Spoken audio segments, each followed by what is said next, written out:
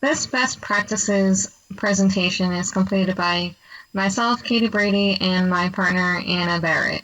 And we watched the following 5 videos from the Explicit Instructions website that goes along with our textbook. And we watched Dr. Archer teach some really informative lessons, and she showed how to incorporate different teaching strategies. The first video that Anna and I watched was the active participation in 2nd grade. Dr. Archer gave a great introduction and engaged the students in the entire process. She used signaling with different strategies. The one, she used a pencil to signal the student to move their seat from where they were to where she wanted them to be. And Dr. Archer also used her hands as signals. She put her hands up to signal think time, and she flipped her hands down to signal for the student's response. This gives more time for the students to think rather than answer right away. She used modeling as a way to show proper behavior, choral responses, and pair share etiquettes.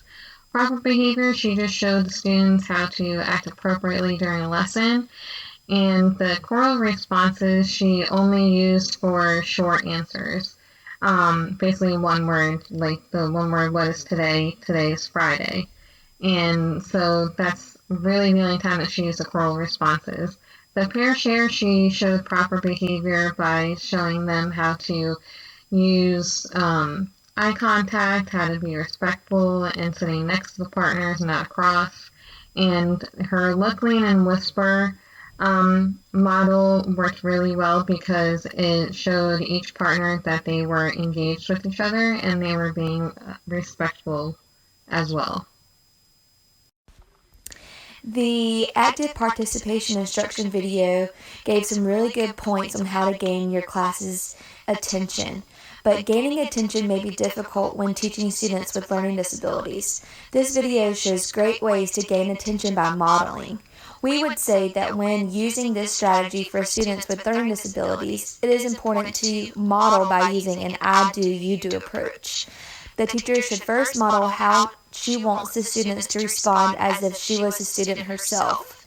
After the teacher practices with the students, allowing them to practice along with you, the strategy shown in the video allows the students time to think before sharing their answers, and that is a great way to give students time to pull their thoughts together.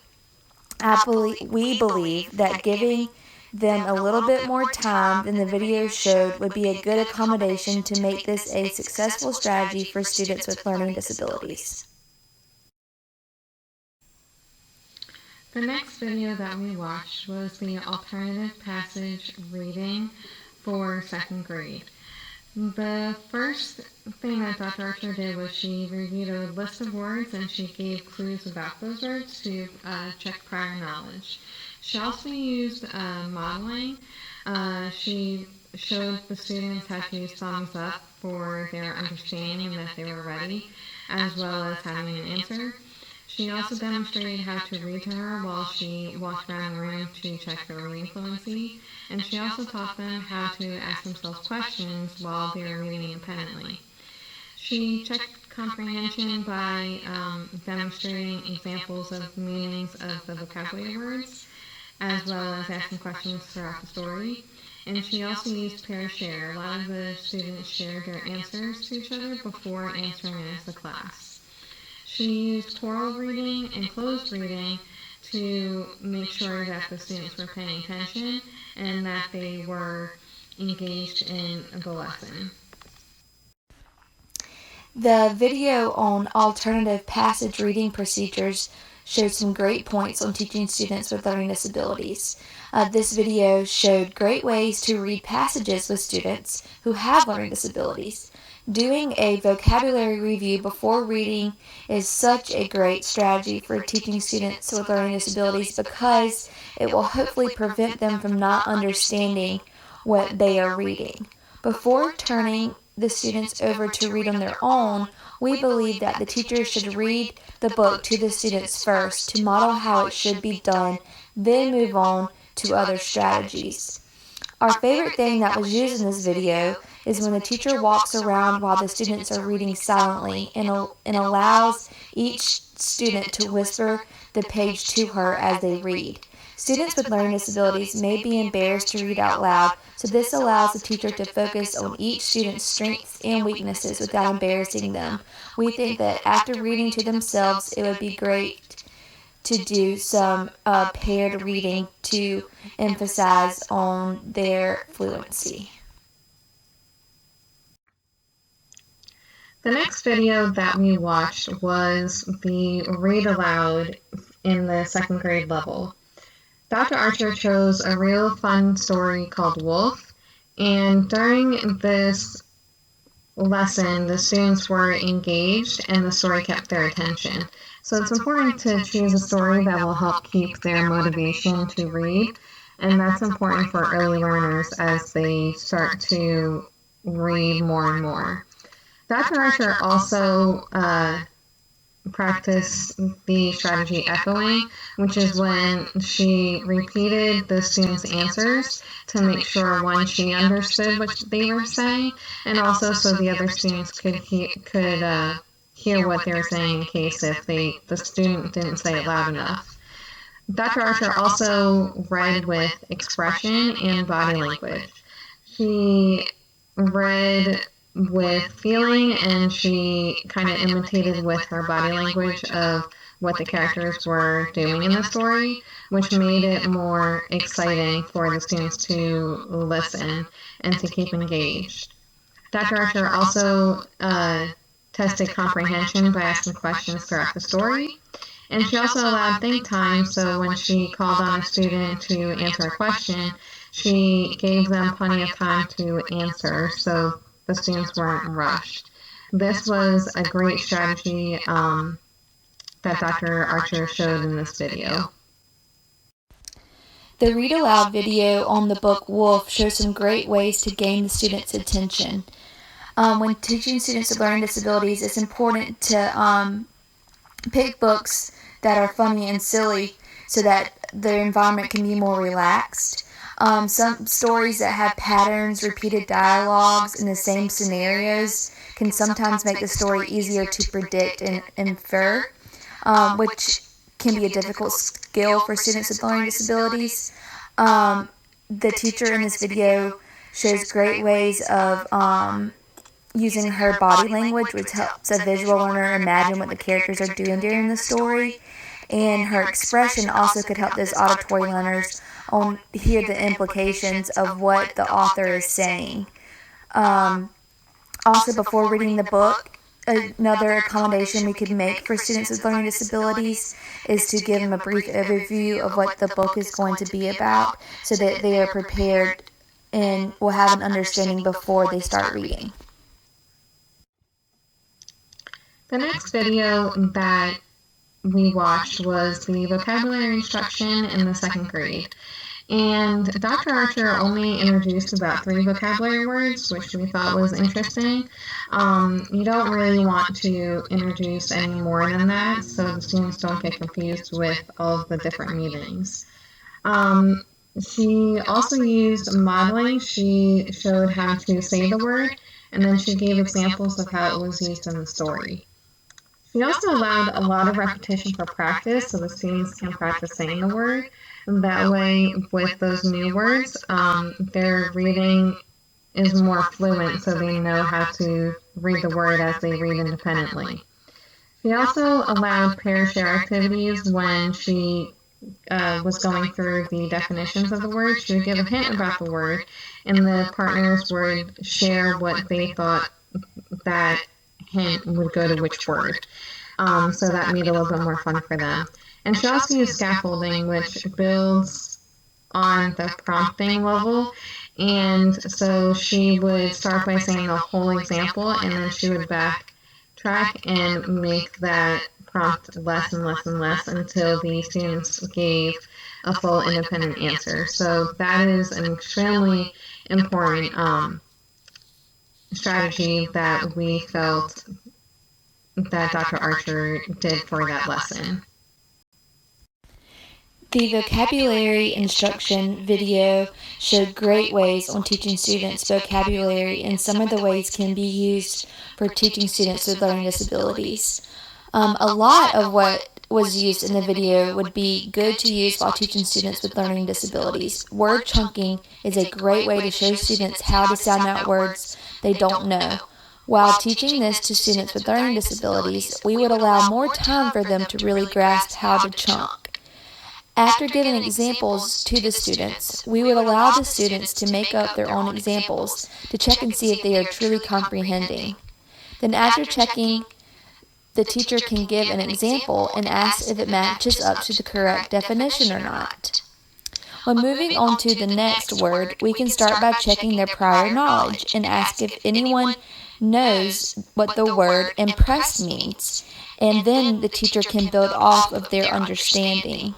Scaffolding is a great way to allow the students to apply the knowledge that they have learned, and it is important to check and make sure that they are using the word right. If a student uses the word wrong, repeat what they are saying and ask what they think is wrong with it, and then reteach the word to them. The final video that Anna and I watched was the word and sentence dictation at the 2nd grade level. Dr. Archer used a lot of modeling and signaling in this video.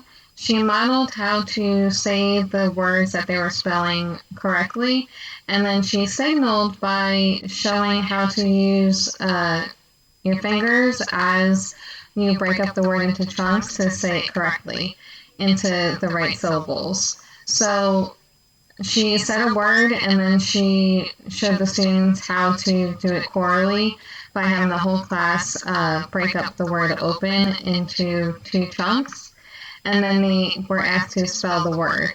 Now, if they spelled the word wrong, she instructed the students to cross out the word and then write the word the correct way. As she went on to other words, she went around the room to monitor to make sure that they were doing the right thing. And she praised the students who were spelling words correctly and also correcting themselves correctly. So that was a major takeaway. She also clarified her instructions a lot during this video, which with students with learning disabilities is imperative so that they know. The next part of the video, she had the students write down the words into full sentences, and she used a point system for every correct word that they spelled, and she also added in 2 points for words that had special blends, and that is a reinforcement system for our students with disabilities. And she broke up the sentence into parts so the students didn't have to remember the whole thing, which is also an important strategy as well. Teaching word and sentence dictation in this video was very interesting to watch. There are some things that we would like to change up when it comes to teaching students with learning disabilities. We like the way the teacher allows the students to try to spell the word before giving them the list of spelling words. One thing that we may have to change when teaching this to students with learning disabilities is to give them the letter that the word starts with and sometimes the letter the word ends with, because these students may struggle in spelling and we want to give them the opportunity to learn and not feel like a failure because they can't spell a word right. But we did agree with crossing out the incorrect parts, because that can help the teacher, not only the teacher see where the student is coming from, but also can help the students see where they are coming from. And so then the teacher can help them and maybe sometimes teach it in a different way. When having these students write a complete sentence, it is great to say it twice and then break it apart for the students. We will break it up more and allow more time for students to write. Reminding the students how to start and end a sentence along the way will also help. So For example, remember to say to them that sentences start with a what, a capital letter, and sentences have to end with what? Punctuation, as a period, exclamation point, question mark, whatever you think best suits this sentence. And then having the students correct themselves can also be a good learning experience for these students as well, because they can, like I said before with the spelling, they can see their own errors. This whole time the teacher should be showing the students how to sound out words that they don't understand every time they say the word wrong.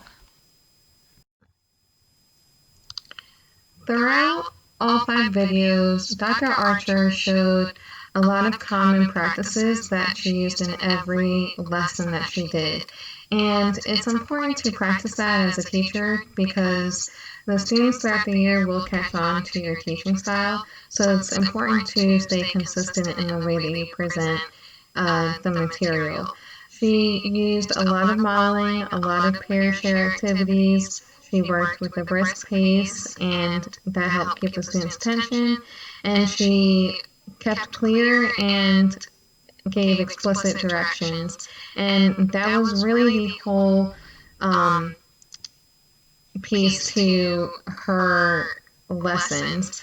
And she also gave a lot of praise and reinforcement to those students who were doing the work correctly. So it's important to keep those practices consistent and to really demonstrate to the students what you expect from them throughout your lessons.